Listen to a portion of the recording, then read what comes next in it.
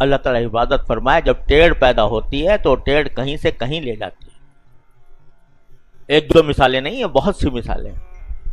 اچھے بھلے آدمی، علم بھی مستحکم تھا، لیکن اللہ بچائے ٹیڑھ پیدا ہو گئی، اور وہ ٹیڑھ کہیں سے کہیں لے گئی۔ ہمارے حضرت والد ماجد قدس اللہ تعالیٰ سرہ فرمایا کرتے تھے کہ جب ٹرین ہوتی ہے نا، ٹرین کی لائن ہوتی ہے، ٹرین کی لائنیں جب جدا ہوتی ہیں، دیکھا نا منظر وہ کہ جہاں ٹرین کی لائنیں جو ہے پٹڑی وہ جدا ہو رہی ہوتی ہے، ایک لاہور جا رہی ہے، ایک کوئٹہ جا رہی ہے، جہاں جدا ہو رہی ہوتی ہیں وہاں دونوں لائنوں میں کوئی زیادہ فرق نظر نہیں آتا، 1 انچ کا بھی نہیں ہوتا، آدھے انچ کا ہوتا ہے۔ لیکن جب وہ اس پر چلتا جاتا ہے تو آگے جا کے میلوں کا، سینکڑوں میل کا فرق پڑ جاتا ہے۔ تو ٹیڑھ اگر تھوڑی سی بھی ہو تو وہ تھوڑی سی ٹیڑھ بھی کسی وقت انسان کو گمراہی کے بڑے طوفان میں مبتلا کر سکتی، اللہ بچائے۔ تو اس لیے بزرگوں نے فرمایا، اور یہ بات بڑے کام کی یاد رکھنے کی ہے، کہ اپنی ایک تو صحبت صحیح رکھو، اور اپنا اٹھنا بیٹھنا اور اپنی دین کی سمجھ حاصل کرنا، اس کے لیے جو اجمالی طور پر جن کے بارے میں آپ سمجھتے ہیں کہ متبع سنت ہیں الحمدللہ، اور الحمدللہ دین کی فہم رکھتے ہیں، اور اہل علم ان پر اعتماد کرتے ہیں، اور کسی اللہ والے کی صحبت میں رہے، تو بس وہاں بیٹھے ہو تو بیٹھے رہو، اب ادھر ادھر نہ بھاگو۔ معلوم صاحب فلاں صاحب کا بڑا زبردست آج کل چرچا ہے، اور فلاں صاحب جو ہے ان کے ہاں درس قرآن بڑا زبردست ہوتا ہے، اور مخلوق جمع ہوتی ہے اور بہت فائدہ ہوتا ہے لوگوں کو۔ اچھا بھی ذرا ہم بھی جا کے دیکھیں، اچھے خاصے ایک جگہ بیٹھے ہیں اور وہاں سے دین حاصل ہو رہا ہے، اللہ تبارک و تعالیٰ اپنے فضل و کرم سے دین سمجھا رہے ہیں۔ اب دل میں پیدا ہوا جی فلاں صاحب کا درس جو ہے وہ بڑا مقبول ہو رہا ہے لوگوں کے اندر، اور لوگوں کو بڑا فائدہ ہوتا ہے، چلو بھائی ان کو بھی دیکھیں۔ اب ان کو بھی دیکھنے کے لیے پہنچ گئے۔ اب وہاں جو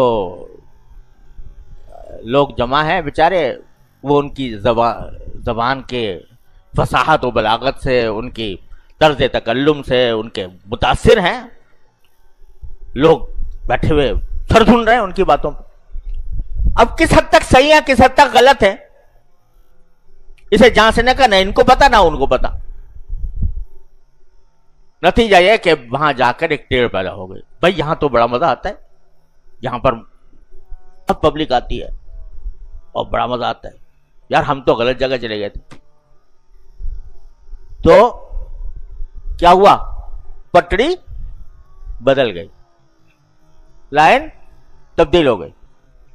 اب وہاں کی باتیں لگنے لگی دل میں، تو کیا ہوا کہ وہ ٹیڑھ ہوتے ہوتے ہوتے ہوتے کہاں سے کہاں پہنچ گئی۔ اس لیے بزرگوں نے فرمایا یک در گیر و محکم گیر، ایک در پکڑو مضبوطی سے پکڑو، اب ادھر ادھر جانے کی ضرورت نہیں۔ اسی لیے کہا گیا، یہاں تک کہ یہ کہا ہے کہ جب آدمی کسی شیخ سے اس کا اصلاحی تعلق ہو جائے، بیعت ہو جائے، تو کسی دوسرے کی مجلسوں میں جانا بھی کچھ اچھا نہیں۔ چلا جائے چلو کوئی بات نہیں، کبھی چلا، وہ ناجائز کام نہیں ہے، اگر دوسرا بھی متبع سنت ہے، سب کچھ ہے، لیکن فائدہ نہیں ہوگا۔ فائدہ اسی جگہ ہوگا جہاں کہ جس سے اللہ تعالی نے تعلق جوڑا ہے، فائدہ وہیں ہوگا، اسی جگہ ہوگا۔ اس کو کہتے ہیں تصوف کی اصطلاح میں توحید مطلب، توحید مطلب، کہ جس سے تعلق ہوا بس وہ اس سے جڑے رہو۔ ہاں جوڑنے سے پہلے یہ تحقیق کر لو کہ بھئی متبع سنت ہیں، کسی اللہ والے کی صحبت میں رہے ہیں، کسی اللہ والے نے ان کو اس بات کا مجاز بنایا ہے، اور عام ان کا طرز عمل جو ہے وہ سنت کے مطابق ہے، علماء اہل اللہ ان کو پسند کرتے ہیں یا ان کی بات پر اعتماد کرتے ہیں، یہ اطمینان پہلے کر لو. جب کر لیا تو بس یک در گیر و محکم گیر. اب ایک در کو پکڑ کے بیٹھو، اسی کو مضبوطی سے تھامو. ادھر ادھر جاؤ گے تشویش پیدا ہوگی، مزاجوں میں فرق ہوتا ہے، ذوق میں فرق ہوتا ہے. تو اس لیے یعنی اہل حق علماء کے بارے میں بھی، اہل حق اہل اللہ کے بارے میں بھی یہ کہا گیا ہے کہ بھئی بہت زیادہ ادھر ادھر جانے کی ضرورت نہیں، ایک جگہ پکڑ لو بس وہ کافی ہے. تو جب اہل حق کے بارے میں یہ کہا گیا ہے تو آپ مزہ چکھنے کے لیے اگر اہل باطل کے پاس جائیں کہ بھئی وہاں دیکھیں کیا بڑا آج کل شورا ہے، بڑے یہ ہوتا ہے نا کہ بڑی کوئی شخص مشہور ہو جاتا ہے، میں کسی کی مذمت نہیں کر رہا لیکن مشہور ہو گیا، اب اس کا پس منظر کیا ہے، اس کا علمی مقام کیا ہے، اس کا ذہنی جھکاؤ کیا ہے، اس سے بے نیاز ہو کے یہ مخلوق جا رہی ہے بہت اس کے پیچھے، چلو ہم بھی چلیں. تو خوب سمجھ لو، یہ بات بڑی اہم بات عرض کر رہا ہوں کہ محض عام لوگوں کا کسی جگہ پر بڑا زیادہ رجوع ہونا یہ جو ہے وہ آدمی کے صحیح ہونے کی علامت نہیں ہوتا. پتہ نہیں کتنے مخلوق ہے وہ کسی کے بجائے.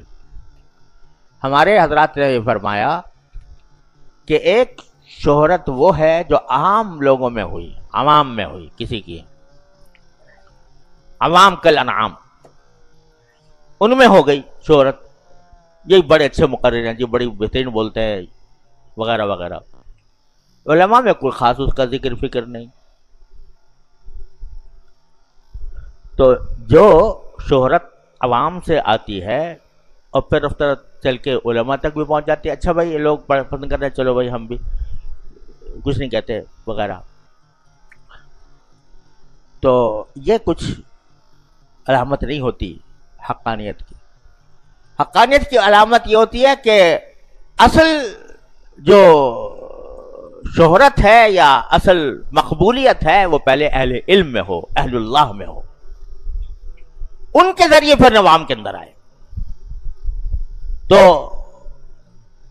جہاں آپ دیکھ رہے ہو کہ ایک بہت بڑا مجمع جاتا ہے تو محض مجمع کا جانا یہ حقانیت کی علامت نہیں. یہ دیکھو کہ اہل اللہ اہل علم بحثت مجموعی اسے پسند کرتے ہیں یا نہیں. تو میرے بھائیوں عرض کرنا کا منشا یہ تھا کہ یہ بڑی خطرناک بات ہے، دل میں ٹیڑھ پیدا ہو جاتا، ربنا لا تزغ قلوبنا. تو یہ دعا اس لیے سکھائی گئی ہے کہ کہیں ٹیڑھ نہ ہو جائے پیدا.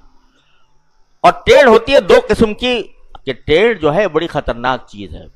یہ جو میں نے ابھی ذکر کیا آپ سے جس کا، وہ تو ہے فکری ٹیڑھ، سمجھ کی ٹیڑھ، سمجھ کی کج فہمی. اس سے بھی اللہ کی پناہ مانگنی چاہیے اور کوئی ایسا طریقہ اختیار نہیں کرنا چاہیے جس سے وہ ٹیڑھ پیدا ہو. اسی لیے کہا گیا کہ بھائی ادھر ادھر زیادہ نہ جایا کرو. کتابیں بھی پڑھو تو یہ سوچ کے بھائی اچھا خاصا آدمی ہے اور وہ پورا علم نہیں رکھتا، رسوخ فی العلم نہیں ہے، اور کہنا پڑتا ہے اچانک آ کہ بھائی یہ بھی فلاں مصنف ہیں، ان کے بارے میں بہت لوگوں کے اندر ان کی شہرت ہے کہ یہ بہت اعلیٰ قسم کی باتیں کرتے ہیں. تو چل دیکھیں تو صحیح. اب دیکھیں تو صحیح کرنے میں عقل ہے نہیں، سمجھ ہے نہیں، تمیز ہے نہیں، علم ہے نہیں. اب وہاں دل لبھا گیا، ان کا کوئی جملہ، ان کا کوئی فقرہ جو ہے وہ دل لبھا گیا. دل لبھانے کے معنی کیا ہے؟ لائن ٹیڑھی ہو گئی اور آگے جا کے پتہ نہیں کہاں سے کہاں پہنچے گا آدمی، الیاذ باللہ. تو یہ ذائقے چکھنے والی بات نہیں ہے کہ آج اس کا ذائقہ چکھا، کل کو دوسرے کا ذائقہ چکھا، تیسرے کو. ارے ایک مرتبہ اچھی طرح تحقیق کر کے دیکھ لو کون اللہ والا ہے اور کون صحیح علم رکھتا ہے، کون کوئی تمہیں وہ راستہ بتا سکتا ہے.